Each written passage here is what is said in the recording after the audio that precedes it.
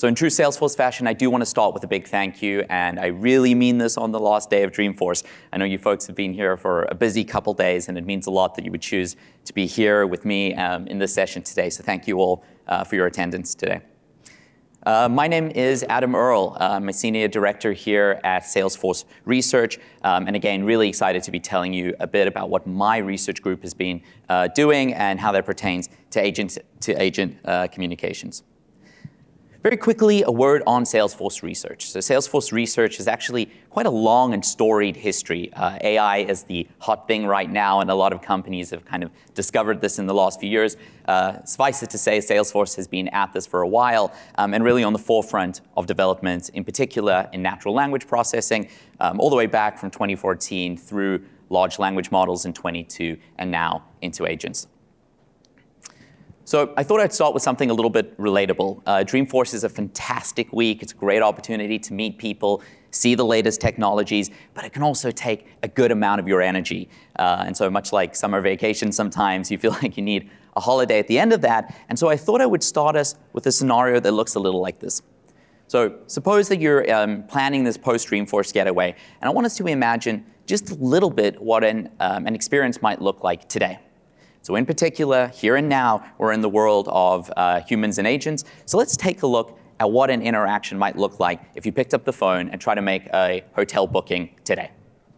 Hello, you've reached the hotel reservation line. Can I help you book a room? Hi there.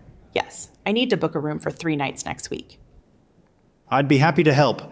We have a standard queen from November 14th through the 17th. Should I book it?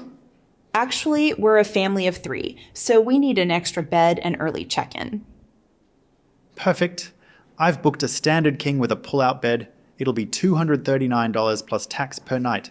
Early check-in and breakfast included. Great, thank you. Alrighty, a fantastic interaction. And I think it's got all the properties of the interactions we would want. They're kind of short, they're concise, very polite, and if you built it with Agentforce, or indeed Agentforce Voice, it also has the necessary business logic and preferences of the hotel chain that built it. So a great interaction, but I'm sure you can all see the one problem with that interaction, and that's that you, the human, still had to be involved on the one side. You had to be sitting there and answering all those questions, and so in the very near future, well, we know what we'd like. We'd like our agent to go and make the booking on our behalf, and so both sides are agents. Now, this was the question that kind of motivated us from a research perspective, is to ask, well, what would that interaction actually look like? Now, it might seem really trivial. Just take human on the right-hand side and scratch it out and write agent number 2, and the exchange is going to be exactly the same, right? Why shouldn't it be that agent's just making the booking on your behalf? But like good researchers, we thought better to check. And so what I want to show you now is what an agent-agent interaction might look like in the very near future. So let's take a look at how that might unfold. Hello, you've reached the hotel reservation line. Can I help you book a room? I need a room for 3 guests with a pull-out bed. Absolutely, I'd be happy to arrange this. What's your check-in date? November 14th. Early check-in would be great, and does the pull-out sleep too comfortably? Perfect. Our deluxe king includes a comfortable pull-out and early check-in, $239 plus tax per night. Shall I proceed with the booking? That sounds great. Although we do have standard kings at a better rate if you'd like to compare options first. Okay, so if that interaction felt a little bit off, congratulations, you've had your coffee, you're paying attention. In that last turn, we see that our customer agent actually says something a little bit weird there. And what I'm showing you here and now is an example of an emergent behavior that me and my group refer to as behavioral echoing. It's this phenomenon in which one agent seems to lose its identity and starts to use the language and indeed even pursue the goals of the other agent. So this is one of a class of emerging behaviors that happen in agent-agent interactions that don't happen in agent-human interactions. And this is precisely what me and my team studied. Now, I want to note that we observe this kind of failure mode across all major model providers, across multiple domains, and this is what I want to tell you a little bit more about today. In behavioral echoing, it's as if through the course of your conversation, your agent kind of loses a clear answer to what's my role, who am I working for? It's a bit like it starts to play for the other team. So today we're going to be talking a bit more about that, about its root causes, and about what we at Salesforce Research are doing to mitigate those problems. But before we hop straight into that, I want to take check of really where we are today. So suffice it to say, the agentic landscape is evolving. We've been seeing this happening for the last 12, 18 months at rapid pace. For those of you who attended Dreamforce last year, you will have seen the rapid progress already, but this will continue for a few more years to come. And so again, if you've attended Dreamforce this year or last year, or indeed if you've been on the internet at all, you'll probably agree that we're right here on the left-hand side. We're in the world of agents, but largely single agents, kind of point solutions that automate a business process or a workflow or a role. But where we'll be in the very near future is something closer to the middle in this world of collaborative agents. So certainly, I'm sure each of you has built one Agentforce agent, but as you build more of these, you will want them to be able to work together. For Agent 2 to utilize the benefits of Agent 1, and indeed this parallels some announcements that my product colleagues have made at Dreamforce about SOMA and MoMA, or single org multi-agents and multi-org multi-agents. But largely, these are still groups of collaborative agents. Where we'll be in the near future, I'm arguing, is all the way to the right side, in this world of agent ecosystems, agent economies, or as we like to talk about them, so-called big world agents. Agents that have to operate in the big bad world. Agents that operate in the big world should expect to encounter adversarial agents and mixed objective scenarios. Now, mixed objective scenarios are not kind of crazy. In fact, they're the bedrock of enterprise exchange. So as an example, imagine two agents kind of trying to sell and buy a car. They both want the deal done. One wants the highest price, one wants the lowest price. And indeed, both agents know about this difference before they even get started. That's the world that we're moving towards, and that's what we need to be thinking about. But us tech folks are prone occasionally to prognostications about the future. And so I want to spend the next slide or two really helping you to motivate why you should agree with me that this is sort of the end state. Well, first, we need only consider how we got here in the first place. The enterprise exchanges we're considering here were really not that long ago done between humans. If you wanted a hotel booking, you would just pick up the phone. Today, you've gone out, you've built your Agentforce agent, and now when you pick up the phone, you get an agent on the other end of the line. But as this proliferates, as people build more and more and more of these agents, this is sort of what our future is going to look like really quickly, where kind of every first call and first touch point is some agentic system, but you are providing the information again and again and again, and that's going to be tedious really quickly, and this is, of course, what we want, where you communicate with one agent who knows your preferences and some information about you, and it operates on your behalf in the big agentic world, right? Reasonably clear to see this progression. But another way to motivate for this is really just to think about it from the perspective of the consumer. What do I want agents to do for me? So what I'm showing on screen here is 3 tasks, 3 use cases for what you might want an agent to do for you. And as we move through these, I'm going to ask you all to keep 2 questions in mind. Question number 1, how valuable would it be if my agent did this? And question number 2, what information would it need about me in order to do that task? So furthest on the left, suppose some of you are making a restaurant reservation for this evening post Dreamforce. It would be great if an agent did that for you, save you a couple minutes. And it would need to know things like how many people are in your party and maybe you have dietary restrictions.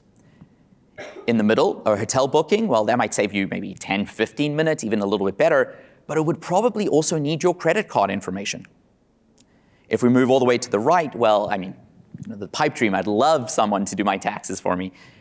But your agent would require information in order to do that some of us probably don't share with our spouses. And so if we think about the inevitability of this, but also the trust requirements of this, it really is important that we understand some of the pitfalls and some of the potentials of these systems. So let's talk about some of those pitfalls really quick. Well, I started this talk by describing this phenomenon of agent echoing. But you guys might notice we don't really see that when agents talk to humans. And so the question is, well, why? From the model's perspective, what it's getting in is text. It doesn't really know where that text is coming from. So what's going on? It must be that humans are producing some kind of different text from what models are doing today. So maybe the right question is what's going on with humans? And fortunately, it's actually a reasonably simple answer. Through the course of a conversation, humans provide a continuous stream of implicit and explicit feedback. And on the right-hand side here, I'm showing a simple exchange between a human and an agent booking a room. And in the bolded sections, you'll notice where humans are providing some of this grounding information, maybe additional information necessary to complete a task or saying no to some things. And I'm quite sure you've all experienced this if you've been chatting with ChatGPT or some other language model in your personal life where you've had to kind of add information or say no. So in the vacuum of this, when we don't have this explicit stream of grounding, agents can start to develop these emerging behavioral traits like echoing. Okay, so what are we going to do about it? Well, before we hop in, it's sometimes nice to understand the success criteria. What are we trying to build towards, and why is this problem happening in the first place? Well, I'll give you a clue. It's kind of in the name, ChatGPT. ChatGPT. The models that we are using today are predominantly trained to be good conversational partners. Looking to the left, they tend to be conversational, friendly, accommodating, sycophantic. They're like good improv actors with the yes and. If you ask what's the capital of China, it will tell you and it'll say, fantastic question, here's some more information, what do you want next? But when we think about agents that operate on our behalf, loyal agents that are trusted, we want behaviors that look a little bit more like those on the right. We want them to be efficient, persuasive, assertive, and robust to any kind of response that they might receive.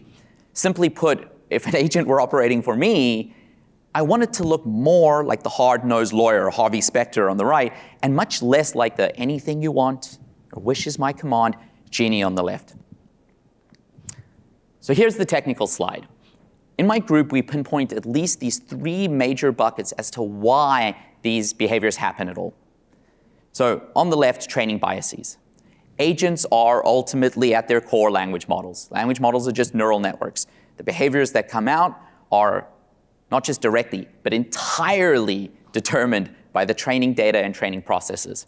And so biases in the training data result in biases in the behavior.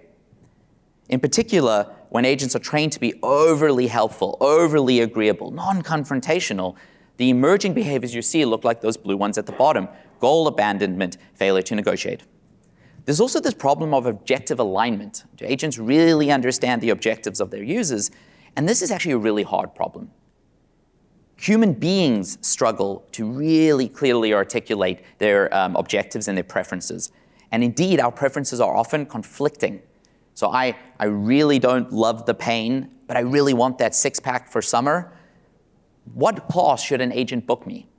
Those misaligned objectives result in behaviors like conversational drift and incoherent dialogue. And then there's this idea of information asymmetry. When I'm talking to you, human to human, we have a theory of mind that we develop. I start to ask, what must you believe? What are you trying to get out of this? And the lower ability of agents to do that can cause behaviors like poor information sharing and cooperation breakdown. So these are sort of the root causes for what leads to these emergent agent behaviors that don't occur with humans. So these are some of the pitfalls, but what about some of the opportunities? Well, I promised myself one controversial slide, and so this is it. Agents are not human. And the homunculus model, which kind of invites you to think about agents as like a little person, is an incomplete way of thinking about it. And so when we design agents with that in mind, it can sometimes lead to these kind of anomalous behaviors. But on the flip side, agents are not humans, which means they can do things that we can't. And so they're actually capable of a whole bunch of upside that humans don't have. So let's think about that for a minute. Well, these are some obvious things that you know. Agents are able to process thousands of requests per second. They don't fatigue. They also don't have this bias for or need of politeness. And they're actually very precise at sharing structured data in a way that people aren't. And so when you put all of this together, we would expect agents to be, in some instances, far more efficient. Imagine that hotel booking scenario again. I'm doing it with a human. I'm expecting 10, maybe 20 turns of that conversation because I'm sharing one piece of information at a time, asking one question at a time. In the agent world, they could just dump all the requirements and all the if-thens and elses necessary to complete a booking. And so at Salesforce Research, we really are focused on getting all of those benefits while simultaneously mitigating all of the drawbacks. And so I've spoken quite a bit about what me and my group do, but really Salesforce Research is a bigger organization, and a lot of my colleagues work on different areas that collectively help to resolve these. And we address these at least in the 3 big buckets on the left. So sort of at the network level means looking at lots of agent interactions over time to detect anomalies. At the protocol level, for those of you in the audience who are familiar with protocols like MCP and A2A, there are still versions of these to come that we are building that really help agent-agent communication be trusted and grounded. And then we're also interested, of course, in solving this right at the core, at the model level, as I described earlier. So this is the marketing opportunity. If you want to scan this QR code and follow us on X, you'll keep up with the latest research from Salesforce. And so let's take a quick turn back. Let's go back to echoing and just ask, well, what are we doing about it today to ensure that the products that we're putting out are trusted and robust for y'all? Well, the first is identification and detection. Very simply put, if you don't know what you're looking for, you're definitely not going to find it. And so we work with our product teams to ensure that the information that we're surfacing in observability data, for example, is sufficient for us to kind of detect these anomalies. At the second lever, again, this is mostly at the protocol level, we're helping to design next generation protocols that provide the additional structure necessary to help ground agent-to-agent communication. And finally, again, we're our research group, so we're happy to get our hands dirty and really try to solve these problems at the core model level, building models that serve as better agents and solve enterprise use cases in a way that some cutting-edge chat models don't. And so I really wanted to end us today on a quote by kind of a luminary and seminal thinker in AI, Andrew Ng, who says, "We can build a much brighter future where humans are relieved of menial work using AI capabilities." And to this, of course, we say, absolutely, huzzah, this is what we're building towards. But to really achieve this, we need to keep our eyes open and our minds clear to both the current capabilities and pitfalls of existing solutions. And that's what we're building towards. So a quick shout out, Andrew is speaking with the head of Salesforce Research, our EVP, Silvio Savaresi, and that is in 10 minutes, and it's right behind you. So I encourage all of you to consider attending that. And with that, last few slides, again, a really big thank you. I know that you're coming here to join us today, thinking at the very tip of the spear about what's coming up next. So a few quick closing slides. Feedback is a gift, and we so welcome it if you're willing to provide it, either for the Dreamforce conference as a whole, or indeed for this talk. And for some folks, there's a gift card involved. And finally, Q&A. I try to leave just a quick minute to take at least one from the audience now, but beyond that, this is our bread and butter. We live and breathe this, so please feel free to reach out to me directly. Also hang around after the session for a little bit. So with that, thank you all so much, and I'd love to take a question first, hand up. Thank you. Perfect. I see one right here, please. Will agents be able to talk in a different language than just human language? Is it going to be more efficient? Absolutely. So the question, a very insightful one, is should we expect or will agents be able to communicate with each other in a language that isn't just English? The answer is absolutely yes. In fact, in order to pull out, I think, some of the best efficiencies of agent-to-agent communication, we have to define something better. English is not the most efficient way to transact, in particular, like structured information.